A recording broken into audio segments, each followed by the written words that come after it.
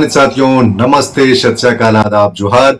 मैं हूं डॉक्टर जन्मेजय और एक बार फिर से मैं उपस्थित हूं अपनी एक नई रचना लेकर के काव्य समंदर के सतह पर।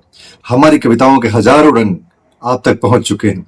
आपने हमारी कविताओं को जितना प्यार दिया है, स्नेह दिया है और हमारा जितना उत्साहवर्धन किया है, हम आपका दिल से शुक्रिया करते हैं, आपका बहुत बहुत साधुवाद करते हैं।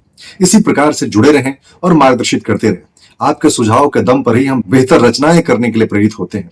हमारी प्रस्तुति का आधार ही है आपकी पसंद। हम कोई भी रचना करें या कोई भी प्रस्तुति दें और आपको पसंद ही ना आए, फिर मेरा सारा किया धराया बेकार है। इसलिए आपकी पसंद नापसंद हमारी रचनाओं में, हमारे कृतियों में या हमारी जो प्रस्तुति है उसमें बड़ा ही अहम भूमिका निभाता है। हम आपसे एक बार पुनः गुजारिश करते हैं कि जो रचनाएं आपको बेहद पसंद आती हैं या जिन रचनाओं से आप जुड़ा हुआ महसूस करते हैं, आप जरूर उसको लाइक करें, शेयर करें और अपना दायरा बड़ा करने के लिए, अपने काव्य समंदर के इस परिवार को बड़ा करने के लिए जरूर ही सब्सक्राइब करें। हम बढ़ेंगे तभी तो हम बड़े बनेंगे, या हमारा दायरा बनेगा, या हमारा परिवार जो काव्य समंदर का परिवार है वो बड़ा बनेगा और हम बेहतरीन रचनाएं आप तक पहुंचाते रहेंगे। जैसा मैंने बताया कि हमारी रचनाओं में कभी कभी खुशी होता है, कभी गम। हमारी रचनाओं में उमंग है, तरंग है, जोश है, जुनून है, लेकिन एक बात हमेशा आपको दिखती होगी या मूलतः एक बात तो रहती ही रहती है, वो है आशावान होकर के अपने जिंदगी में आगे बढ़ते जाना। हमारी कविताओं में सकारात्मकता भर भर करके दिखती है, यानी हम हार को पीछे छोड़ करके जीत के सेहरा पहन करके आगे कैसे बढ़े, शिखर तक सफलता के कैसे पहुंचे, ये सारी बातें तो रहती ही रहती हैं। हमारी कविताओं में बेटियों को हम महत्व देते हैं, हमारी कविताओं में प्रकृति को हम बहुत ज्यादा महत्व देते हैं, क्योंकि प्रकृति के बिना हमारी शाखें बच नहीं पाएंगी। प्रकृति को बिना आदर किए जल, जंगल, जमीन, धरती, आसमान, हवा और शुद्ध पानी के बगैर हमारा अस्तित्व ही क्या है। इसलिए हम विशेष तौर पर प्रकृति से संबंधित रचनाएं लेकर के आप तक आते हैं। आपने भरपूर प्यार दिया है। बेटियों के बगौर, यानी हमारी पहचान ही हमारी बेटियों से है। भारत की पहचान ही हम कहें कि बेटियों के सुरक्षा से है, बेटियों को बल देने से, बेटियों को मान देने से है, बेटियों के स्वाभिमान से है। बेटियां आहत हो हमारे देश में तो कैसी सुरक्षा और फिर कैसी पहचान। जी हाँ, हम पहचान की जब बात करते हैं या पहचान शब्द आता है तो हम ऐसे व्यक्तित्व की मुकम्मल पहचान पर गौर करते हैं जिन्होंने अपने जीवन में संघर्ष करते हुए दूसरे लोगों को बहुत बढ़ाया, दूसरों को मदद किया, और विशेष करके ऐसे लोगों को हम ज्यादा याद करते हैं या बहुत ज्यादा हम सम्मान की दृष्टि से देखते हैं जिन्होंने अपना पूरा जीवन ही दूसरे के लिए समर्पित कर दिया। वंचितों, शोषितों, दलितों, दबे कुछ लोगों के लिए ही अपना पूरा जीवन सर्वस्व निछावर कर दिया। ऐसे लोगों के लिए तो सम्मान और सैल्यूट बनता ही है। जी हाँ, बहुत ज्यादा बातें ना करते हुए आपको एक किताब दिखाना चाहूंगा। ये किताब है और दुसाध जाति का उद्भव और विकास। इसके लेखक है डॉक्टर विजय कुमार त्रिशरण। जी हाँ साथियों, ये किताब के पहले पन्ने पर या कहें कि कवर पर जो तस्वीर लगी है, एक ऐसे व्यक्ति की है जो प्रज्ञाशील और तमाम गुणों से आच्छादित व्यक्ति थे, जो महान व्यक्ति थे, जो सहयोगी व्यक्ति थे, जो समानता रूपी सोच रखने वाले व्यक्ति थे। जी, हम बात कर रहे थे महाबली वीर चौहरमल की। 4 अप्रैल 1313 ईस्वी में मोकामा घाट में जन्मे, बिहार के वो लाल, बिहार के मिट्टी से उपजा हुआ एक धुरंधर कह सकते हैं, जिन्होंने हमेशा दमन शोषण के विरुद्ध अपने आप को एक चट्टान की भांति संभाल करके रखा।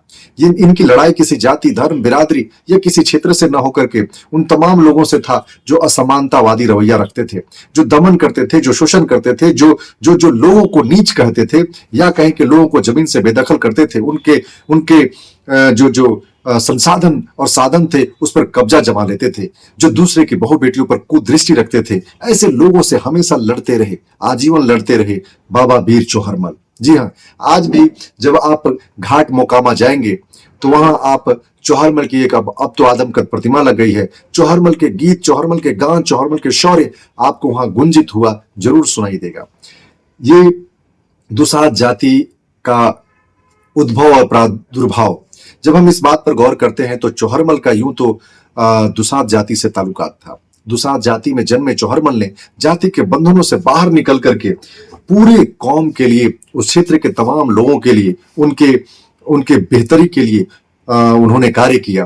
कैसे लोग सामूहिक खेती कर सके, कैसे लोग बलिष्ठ बन सके, कैसे लोग अपनी सुरक्षा कर सके, कैसे लोग अपने समाज में एक सम्मान की जिंदगी जी सके, इन तमाम चीजों के लिए वीर चौहरमल ने कार्य किया। इसीलिए तो कई गीतों में, गानों में, लोक कथाओं में चौहरमल अभी जिंदा है। चौहरमल से संबंधित कई भ्रांतियां भी हैं, खेतों को लेकर के, चौहरमल को लेकर के, चौहरमल के साथ रेशमा के रिश्तों को लेकर के तमाम तरह की भ्रांतियां हैं। इन भ्रांतियों को दरकिनार करते हुए मैं अपनी रचना आप तक समर्पित करता हूं और मुझे पूरा विश्वास है कि मेरी रचना आपको पसंद आएगी। फिर से मैं गुजारिश करता हूं कि मेरी जो जो जो कोशिश है, जो काव्य समंदर के सतह पर उतरती है, काव्य समंदर हमारा अपना परिवार है, एक यूट्यूब चैनल है। आप जरूर इससे जुड़े और ढेर सारा प्यार दे, सब्सक्राइब करना ना भूले।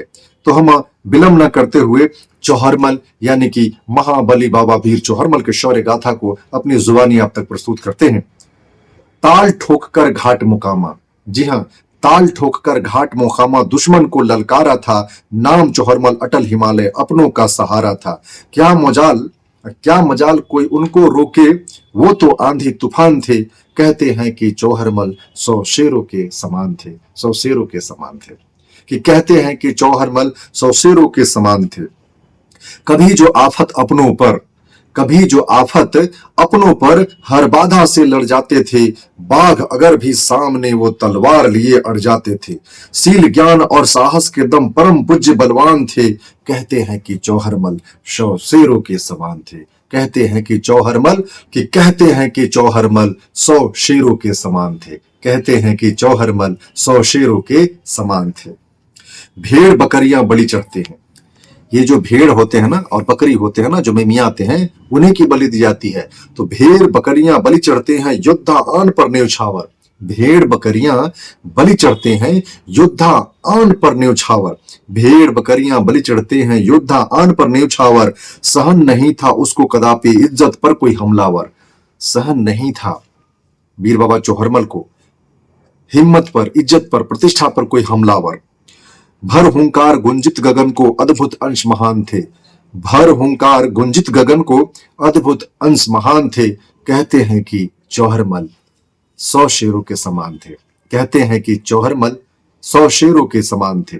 आज भी उनकी वीर गाथा, शौर्य गाथा आप लोक कथाओं में, लोक गीतों में, आम घरों में गाते हुए, गुनगुनाते हुए सुन सकते थे।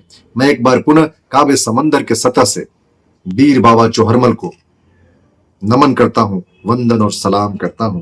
ऐसे योद्धा हमारे समाज में आते रहेंगे, सामाजिक बुराइयों का खात्मा होता रहेगा और समाज में एक रास्ता, समाज में समानता, समाज में जो भेदभाव है वो मिटेंगे और लोग जो है कि एक दूसरे के बंधु बन करके आगे बढ़ेंगे।